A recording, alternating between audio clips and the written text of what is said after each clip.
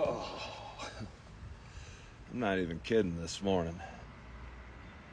I'm not even kidding this morning. Gonna make sure my camera is nice and clean. Hang with me. I don't know if that did anything. I just didn't want any smudge thumbprint or something on my camera to ruin the exciting show that is Coffee with Ken. Oh, hello there, pie bird from Texas. Gonna cover my coffee.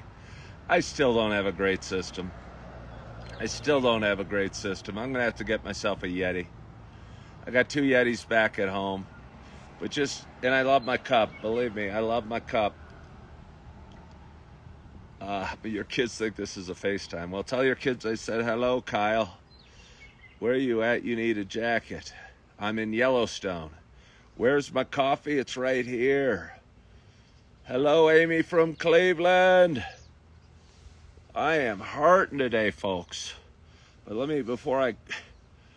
going to have to get a better system. I'm going to need to get one of my Yetis. I guess it wouldn't be worth shipping from Chicago to Yellowstone, a Yeti. I could probably go to a store in town and buy one for a $5 premium. It might cost $20 or so to ship. So I probably should just go buy one. Yeah, and I'm hurting today. And drink faster, the coffee won't get cold. Hello, Friedman. But anyway, good morning to you. My name is Ken Tracy, and this is Coffee with Ken. It is Sunday morning. I believe it is June 2nd. I think it's June 2nd. And it is 7:31 a.m. Happy Sunday. Let's see, there's a mountain over there. And there's a sore 55-year-old bald man in the middle blocking the view of the mountain. I don't know. I guess I don't know how much you guys care about the view of the mountain. You probably just like to lay your eyes on pretty old me. Good morning, Jack Taylor. How are you? But anyway, again, this is Coffee with Ken. This is a show I've been doing. It's just about 5 years now. And it is a show about me talking and sharing some life experiences and some ups and downs. And Jack Taylor, he's an old watcher. He wants a 360-degree view. He's very demanding. He's a sweet guy. Actually, I've never even really met him, I don't think. Giving you a 360 view of where I am in Yellowstone. Right across from the hotel and dining area I work at. There's 2 go-getters going running this morning. I hope they know they're at, 6,500, 7,000 feet, and they're going to get gassed. Feeling a little crotchety today. But anyway, this is a show about me talking and sharing life experiences. And I've had a lot of highs and lows and a lot of good times and times I struggled a little bit. And I'm learning healthy coping mechanisms that don't involve, I think for most of my life I used alcohol and marijuana to deal with stress and anxiety and fear and all the feelings that come when life feels is getting you down. And over the last 5 years, I realized I should have better thoughts in my head and feel better about myself and be prouder of who I am and feel better and more optimistic about the world and the world and everything in it and everyone around me. And so I started a little journey. I started doing it live on Facebook, started listening to positive affirmations, exercising, cutting out alcohol, going to church, praying, stop smoking pot, being kinder to myself, making my bed, stretching in the morning, instilling good habits and removing bad habits. And over that 5-year period, life just doesn't go perfectly smoothly because I've been waiting tables here in Yellowstone. Sometimes you'll have a challenging table. Hello from Dublin, Ireland. And we'll get to that in a minute, maybe. But it's allowed me to deal with stuff that I think would have kept me knocked down in a more healthy and successful fashion. But anyway, for those that have been watching a while, and my back is hurting so bad. I was praying to God to give me strength to make it through the day and be strong enough to handle the 12-hour shift I have in front of me and the breakfast shift I have after that in the morning on 4 hours or 4 or 5 hours sleep. But anyway, so I'm kind of hunched over and I'm kind of feeling a little grumpy. But I mean, even when I'm grumpy, I kind of am grumpy with a smile. I wouldn't say I'm grumpy, but I'm in pain. I'm in pain. But before we talk too much about the pain, part of my pain is probably because I haven't had my first sip of coffee yet. And my hope is wherever you are, whatever you're doing, that you have a hot cup of coffee in front of you as well. Cheers to us.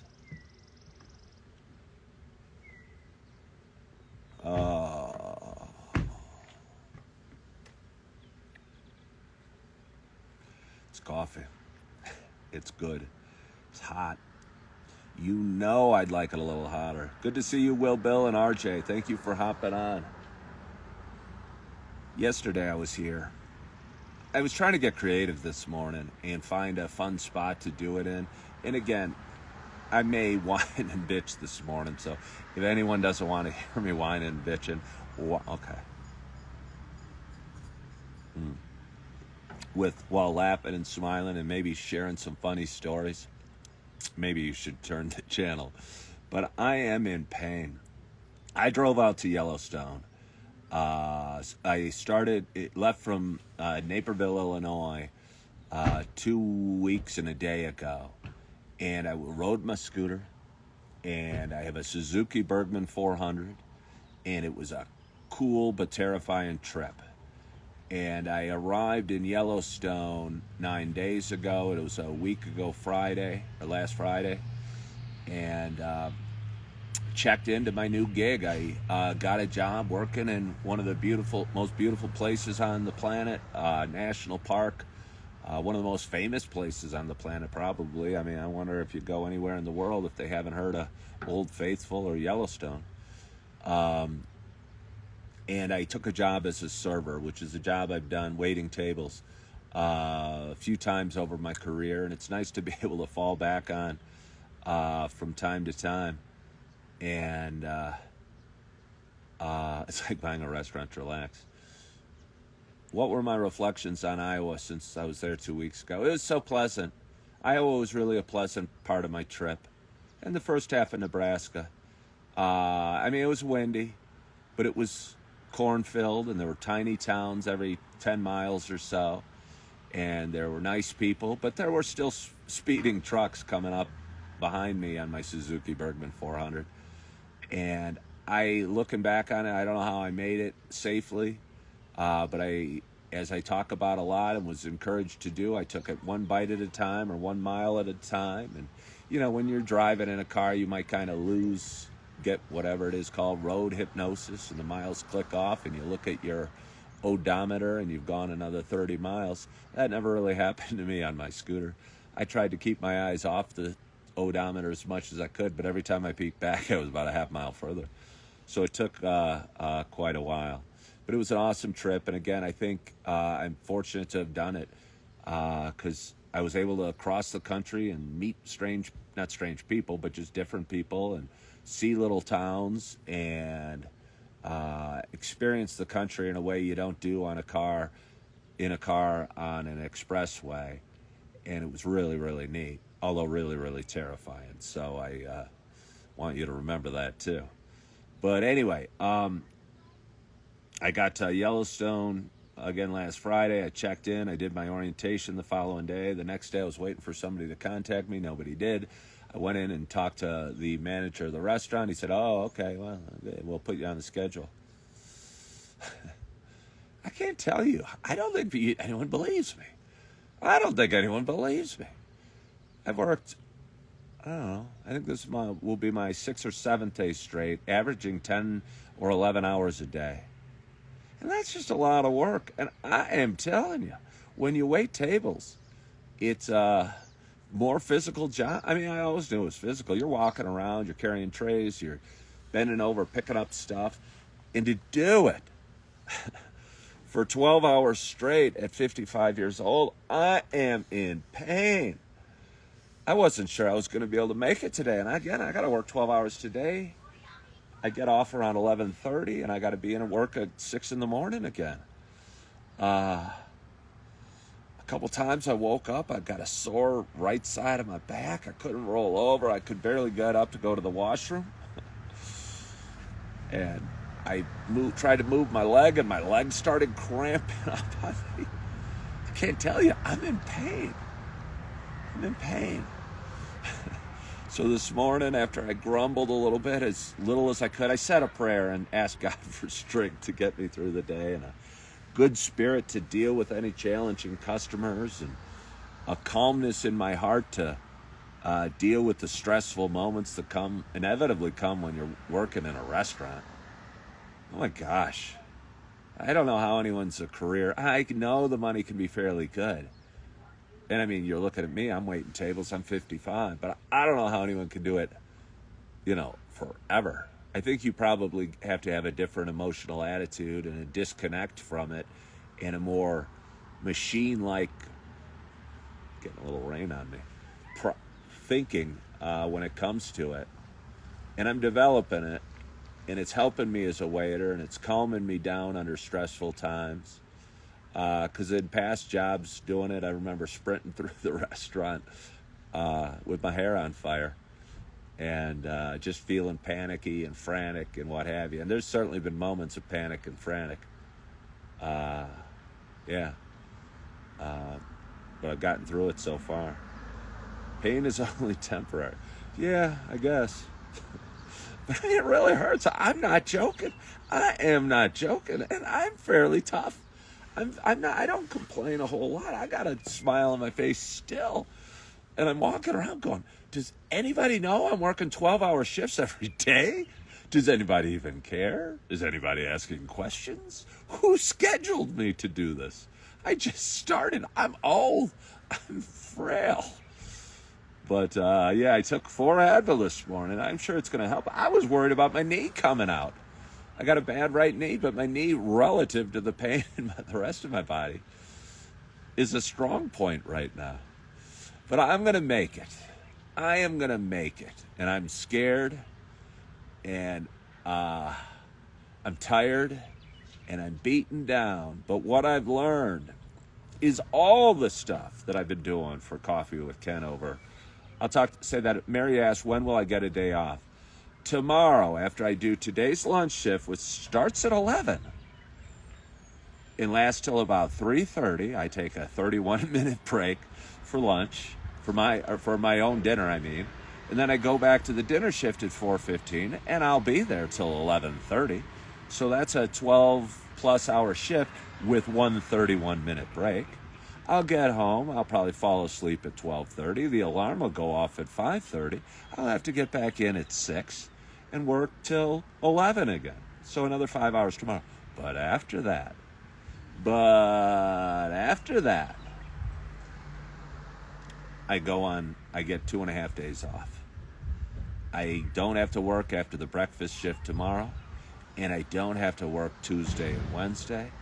A guy wants me to pick up a shift, and he's a really nice kid, so I probably will on Wednesday if he needs it. I'm hoping somebody else takes it. And but I do get 2.5 days off. Somebody asked if the other employees are doing this.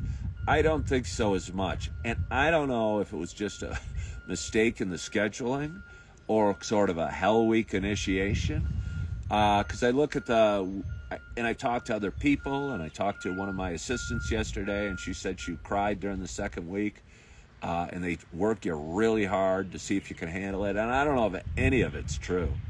But what is true is I've worked 70 hours in a restaurant in the last 7 days, and I am in pain, and I got another 17 to go in the next day.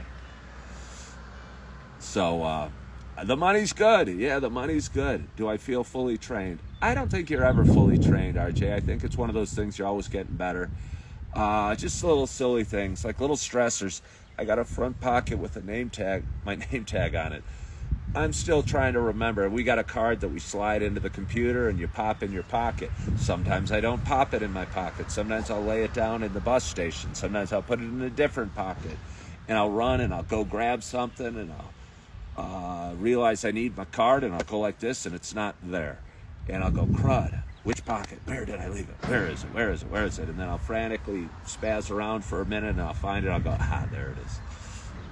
So I don't think you're ever fully trained. I certainly am not a expert in anything on the menu. I haven't even sampled anything on the menu, which is a little different than most restaurants I work at. I think most restaurants have been very proactive about having us have our own feelings about the dishes. And so somebody will look at me and ask me how the mushroom cheese tortellini is, and I'll go, well, it looks really good. I've heard good things, but I haven't actually tried it. Kind of funny, I stopped 2.5 years ago drinking. Stopped drinking 2.5 years ago. Occasionally I'll have people ask me what's my favorite beer. I share with them my story. I think one of the things people like about coming here is and I'm sure it's why they do it. My name tag says Ken from Illinois. The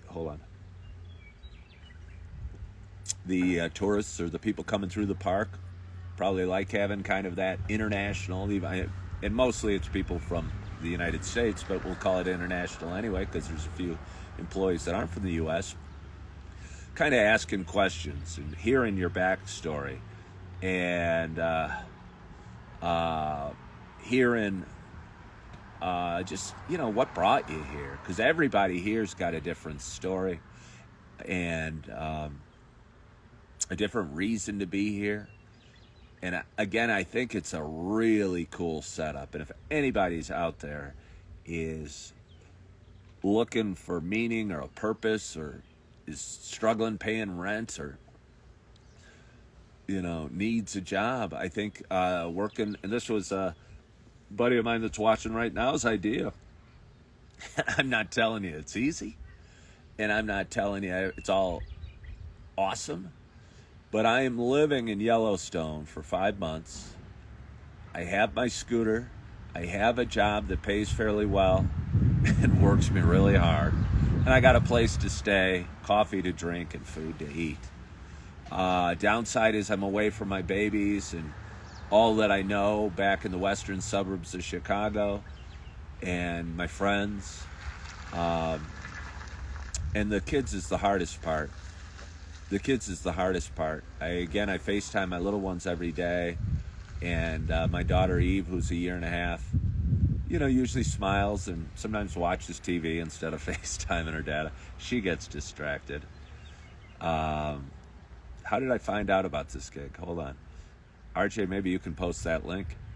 Again, I had a buddy send me a link to this company, and they hire for national parks all over the country. And you don't just have to be a waiter. Everybody that's working here works for the same company and is lodged by the company somehow. You could be an accountant. There's a job up on the board for like an accountant clerk or something like that. And you could work at Grand Canyon or Death Valley or Crater Lake or Glacier Park or, any number of beautiful places around the country. And they house you for fairly cheap. And I'll tell you what, it's not 5-star hotel by any means, but the dorm's clean. My roommates are quietish and nice, and the food's probably fattening but edible. And he's not a waiter. I don't know. But it's really cool. And it was a perfect opportunity for me. And I don't know what my first paycheck's going to look like, but I don't think it's going to be small. And I'm going to be able to send 2 nice payments to my ex-wives and feel good about that. And they're going to feel good about that. And they're going to be able to, feel a little more relaxed as they're maybe paying the bills that cover some of the expenses that go to my kids. And I'm going to be able to buy myself something, a fishing rod or maybe a GoPro or something I might want. And I'm going to be able to probably save a little bit as well. And looking forward to all of that, because, for 17 years I was a realtor, and you had no guarantee of when you're getting your next paycheck. And even the day before closing, you might think you're going to get paid the next day on a closing. Something could go wrong. I've had it happen. And, not every 2 weeks, and you're your own business owner, and some months are slower than others, and sometimes are slower than others. So although I'm in pain, and although I'm working really hard, overall, I think it's just a way to go, ladies. Way to go. This mountain air is hard. Take it easy. 2 young ladies are running. Impressive. But how are the tips? Somebody said they're good. Okay, here I'm going to tell you a story, and I've done a really good job of not letting it eat me away. I've waited tables 4 times in my life. I've always struggled with anxiety, worry, fear, depression, whatever, and struggle with stress. My mind moves pretty quick. I think a lot, and it can be stressful in there, and you can have bad customers. And okay, first of all, I don't think everybody's working 70 hours a week, but the washout rate is high. And I don't know why I'm working 70 hours. I think my boss might have just went doot, doot, doot, doot, doot when he said he's put me on the schedule, and not really given a whole lot of thought. Not everybody's working 70 hours a week. I'm hoping, if I worked 40 hours a week, that'd be awesome. Because I'd have some time off to enjoy the park, and some time to sleep, and some time to read and think, and quiet periods, and maybe work out and do some good habits. So not everybody's. I think I'm probably, again, I was put on the shift, and it wasn't with a whole lot of thought. I came in and said, hey, I just got here. And he goes, okay, I'll put you on the shift. And I think he sat down in front of his computer, moved his mouse, and went, doot, doot, doot, doot, doot, doot, doot, and probably didn't maybe think about it as much as he should have. But again, the check will be good, and I don't know, hopefully be better when the week's over and make it through and be strong from it. Somebody asked about the tips. Yeah, you get good tips, you get kind of average tips, you get bad tips occasionally. I had a table yesterday, and I'm trying not to bitch about it, but it's relevant to my story. I think the sooner you let things go in life, the easier life is. And I used to get a table that ran me ragged, or didn't tip me well, or stiffed me on the bill, or whatever. And it ruined my day, and I hate my job, and I'd bitch to my other waiters, and I'd probably become negative energy in the restaurant. Yesterday I had a table with 8 people that really ran me ragged, and I think I did a pretty good job for them. And it was the little daughter's birthday, and the bill was about $200, just under $200. And they were eating their desserts, and at the end they found a hair in one of the sundaes, and I promise you it wasn't my hair. And I apologized, took the sundae off the bill, gave them the bill, went back to work, and they didn't leave me a penny. They didn't leave me a penny. And I'm okay with it. I'm okay with it. And I'm not saying it in a bitching mode, but there's a point to this, in that I think 5 years ago, before I started Coffee with Ken, and before I started praying, and before I started feeling gratitude in the morning, and calming down, and understanding that life happens and there's going to be ups and downs, that would have ruined my day, because it was a $180 bill. That's a $30 to $40 tip generally, and it was a hard table. And I don't like finding hair in food, but stuff happens, and like I said, it certainly wasn't my hair, but I was okay with it. And the waiter I was working with, my bus person told me, and was really angry and was pissed off and wanted to go chase him. And the waiter I was working with may have said a couple expletives about people. I go, it's okay. And the bus person said, well, you're a better person than I am for not being angry about this. And I'm not a better person. I'm just more experienced and more seasoned and more aware of letting things go. And maybe things happen for a reason. And this was a young girl that was angry, and she gets tipped out a percentage of what I make. So it impacted her a little as well. But I realized, the sooner you let things go, the better life is. And if you keep a good attitude and you work hard, overall, that one table isn't really significant on the big picture of things. Because as I've said before, the most valuable asset we have is our attitude and our spirits. And there's been times during my divorce, I've had 2 divorces, when I've gotten down, and at night I've hated life, and I've hated my ex-wife, and I've hated the world, and I've hated myself, and I've been scared and feeling alone. And I realized that that's the danger, that's the risk. The divorce isn't the risk. The table that doesn't tip isn't the challenge.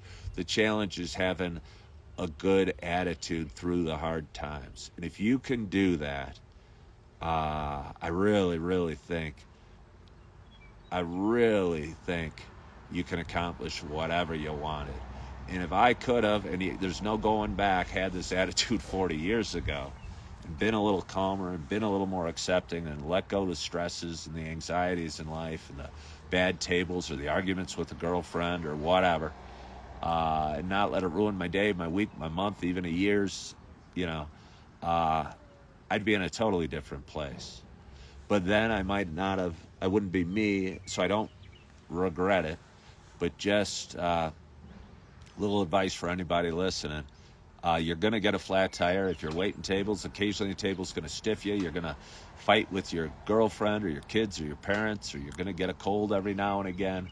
And life's going to happen. But the smoother your attitude is about it, the better life will be. Okay, I'm going to address Chris Vidler's, sorry to say your name, but Chris, but you are typing on social media, but it's important. He said, I try so hard to only think the best, but my ex has destroyed me. And I'll address that at 2 levels. The funny thing is, it's not funny, believe me, I felt that way. And I'm not blaming you for feeling that. And anybody that's gone through a divorce probably will feel that. And the weird thing is your ex probably feels that about you. She hasn't destroyed you, Chris, because you still have the ability to have a good attitude today. And the anger or resentment you are feeling about your ex, and this doesn't just go for Chris, because it's gone for me, and it goes for anybody that's listening. You're not destroyed unless you let your circumstances destroy you. Because if you can keep a positive attitude, and believe me, it's hard for me from time to time as well. But last week in church, or it might have been 2 weeks ago, they talked about walking in joy despite your circumstances. And if you can think about that and remember that and find a way to be joyful despite your circumstances, life's going to be really good. I could be bummed my coffee's cold. Let me have some. Or I can be happy that I have coffee at all. I can be bummed that I'm going to be working 12 hours today and get 4 hours sleep and then get work another 5 hours tomorrow in the morning. And believe me, I am a little bummed about that. But I can also be thankful I have a job. I'm going to make a lot of money, and that I'm, still have 3 hours before I have to get in, and I'm going to have a good breakfast, and I have people that love me, and I'm not scolding anybody for feeling those thoughts. It's okay to feel them, but catch yourself feeling them and don't let them fester, because when they fester, they can destroy you. But if you can catch yourself being bitter or angry at your ex or the job or the flat tire or the weather or whatever, and let it go and roll with it and find a reason to thank God for something. Again, I was laying in bed in pain this morning. I was worried, I couldn't move. I could barely get up to pee, or I could barely roll over. And I tried, and my legs started cramping up so bad. I'm going, ah! And I was not thrilled for a little bit, but I found a way to thank God for, I don't know, the strength in my body or something. And just find something to be grateful for and to be happy for. And I'm telling you, I think your name was Chris that said your wife destroyed you. She's only destroyed you if you stay in that mental attitude.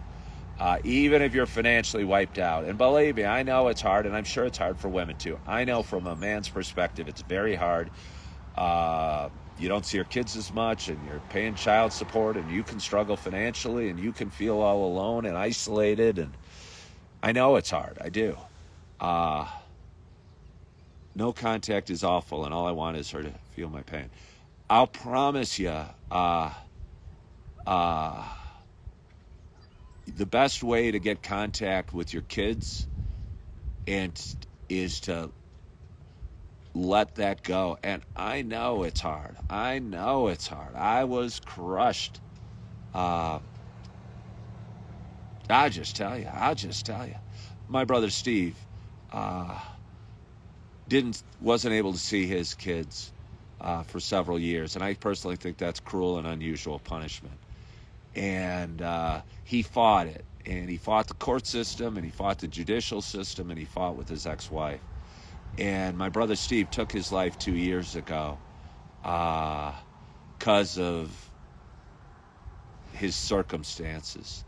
And I wish somehow, some way, I could go back in time and take out the anger and the bitterness my brother had towards his circumstances, and gotten to him and said, okay, Steve, I understand.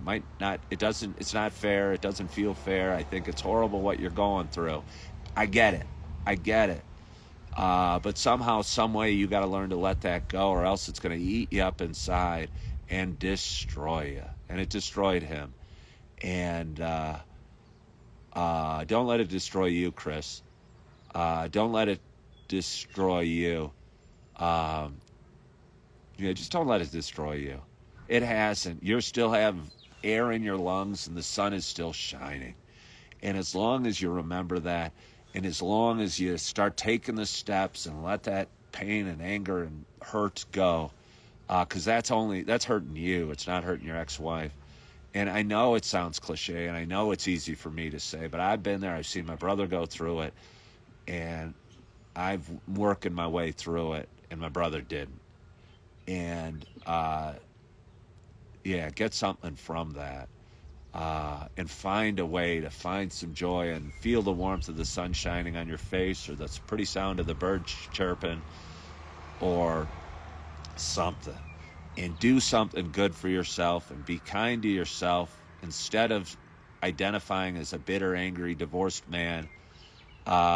Change the way you think about yourself, and eat a little healthier today, or do a little exercise today, and start looking at yourself as a guy that's on a path to betterment and that's working towards something, and realize it's going to take some time. It's not going to be overnight, but if you work out today and you work out tomorrow and you work out 6 months from now, you're going to start looking a little better. And I promise you're going to start feeling a little better. If you drink alcohol, stop.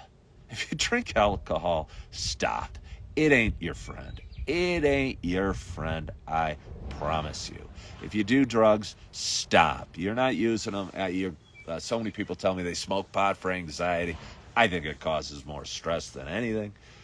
I had a waiter leaving the restaurant last night, and he goes, it's beer o'clock. And he was going to go hobble over to the bar across the way, because we have an employee pub, and probably get drunk and probably be hungover and probably have a crappy day today. And I think it'd be easy to do in the waiting business or the restaurant business, because it's stressful and the hours can be long, and you're hot and you're dirty and you're yucky, and it's so easy as a waiter, I think, to get bad habits. And a lot of waiters work hard, work at night, drink too much, probably do drugs, and are stressed out and are burnt out. And it's a hard. Your goal should be to get rid of a bad habit today and start a good habit, Chris, and let that stuff go.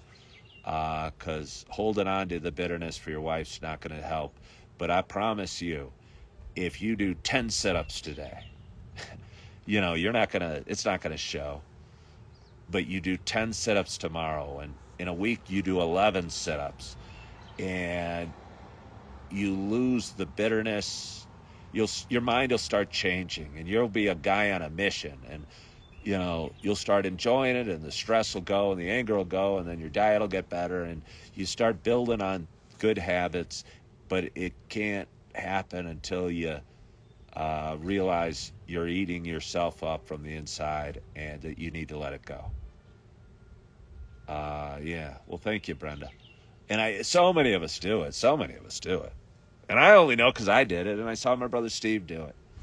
And yeah, Chris, just pick something. Pick something. It doesn't have to be sit-ups or push-ups or exercise. Go to church this morning. It's Sunday morning. I don't even care if you're an atheist.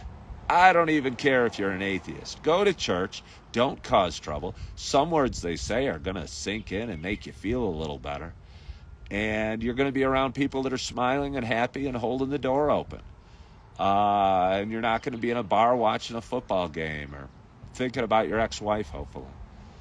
What habit am I most proud of since the move? I don't know that I've done any good habits since the move, but I guess if I'm most proud of something is I haven't had a drink of alcohol or a puff of cigarette since the move, that I've been on time every day, and that I have a smile on my face despite the pain and I am not joking. 11 hours a day, for 7 straight days. That's a lot of hours. But anyway, my relative good attitude and the laughing spirit I have and my hard work, but no new habits. I'd like to get my schedule trimmed down a little bit and get back to working out and try and eat healthy.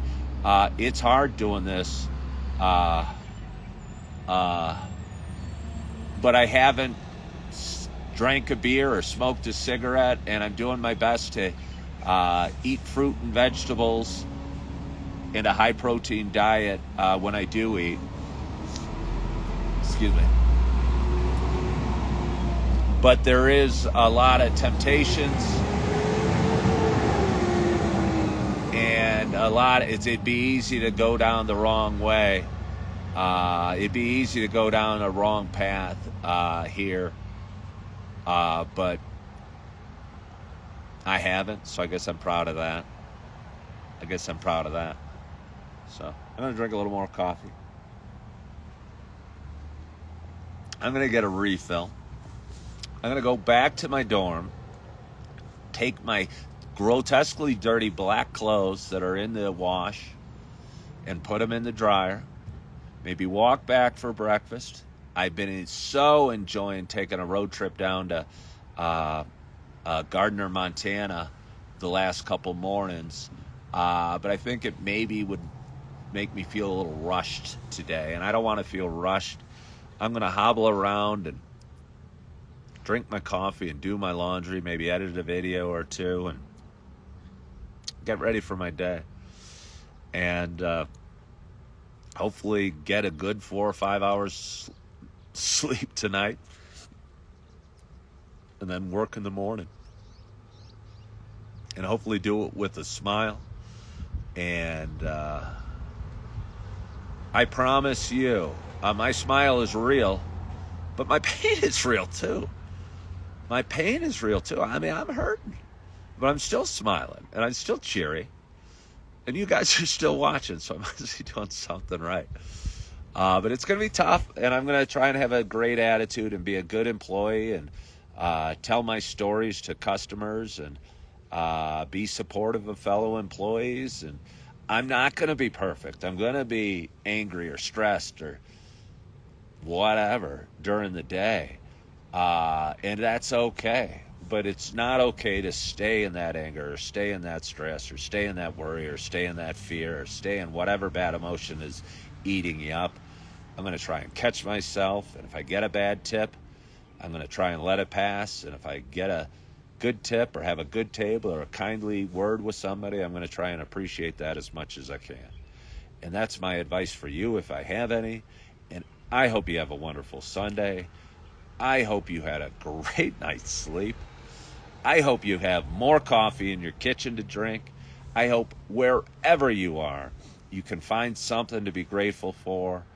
And because I'm promising you, despite whoever I am, the sun feels nice on my face today. And find gratitude in that if you can't find anything else. You're welcome, Chris. And I hope you have a wonderful day. I hope you subscribe to my page. I hope you're feeling good. I hope you're loving yourself. I hope you're forgiving yourself. And as always, I hope to talk to you soon. Bye-bye.